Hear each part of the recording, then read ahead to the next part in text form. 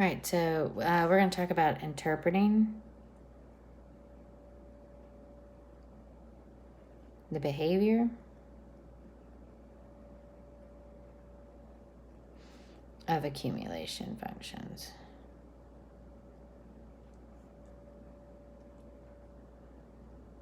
Okay. All right, so in general, if it says like g of x, so let's say that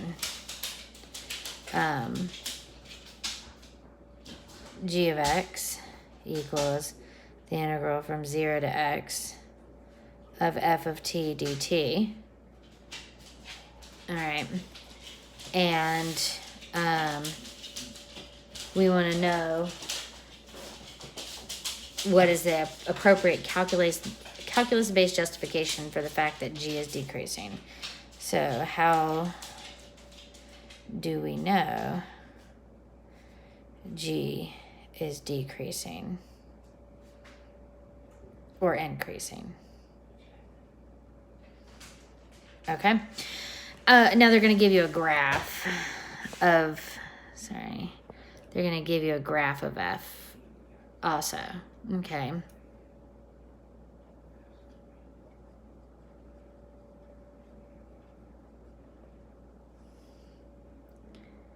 Okay, well, what does it mean for g to be decreasing or increasing? All right, well, decreasing or increasing means that g prime of x is negative, or g prime of x is positive, right? Okay, well, let's do it then. So that would be d dx of g of x, which is d dx of 0 to x of f of t dt. Well, that's the fundamental theorem of calculus that just says that that is f of x. Right? So then that is g prime of x. So if g prime of x is the same as f of x, we just look at this graph. So then we look at the graph. Okay. And then g is decreasing if f is, so then f of x is less than 0 if below x-axis, right? Because that's negative.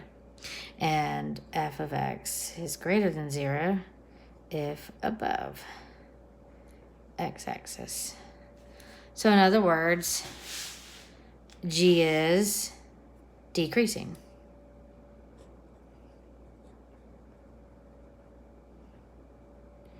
Or g is increasing. Because g prime and f are the same. Okay? So that's the general idea, is like, oh, well, f is negative, so then g, because it's one more. Okay? You guys hear me get my con? Whoop, whoop. All right. I'm starting it over again to make sure we got all the different ideas of it, because graph relationships are pretty important. Where is it? Interpreting behavior of accumulation. Okay, let's try that again. All right.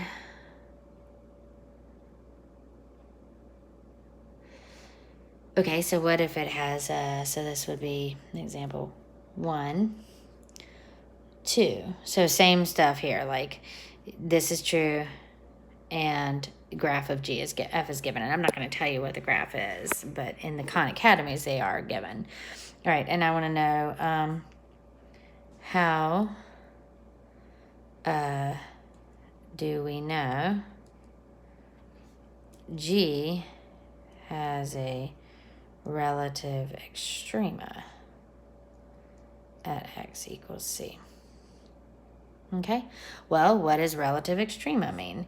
Second derivative test. It means that, so g prime of x equals 0 and g double prime of x is less than 0, then that's a max. Relative max, right? And then g prime of x is 0, and g double prime of x is greater than 0. That's a relative min. Okay? All right, so g prime of x is d dx of 0 to x of f of t dt, right? Which we already talked about. That's just f of x. So we just look at the graph, okay? And then, so what does it mean for g prime to equal 0? That would mean f of x equals 0, which means an x-intercept.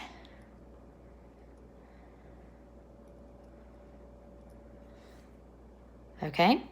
And then now do g double prime. Well, that is f prime of x, because it's 1 more than f, right? Because that's g prime. So take its derivative and you get f prime. Okay, well then this is the slope of f. Okay, so x-intercept on f is at x equals c, because that's what they say, is at x equals c, okay?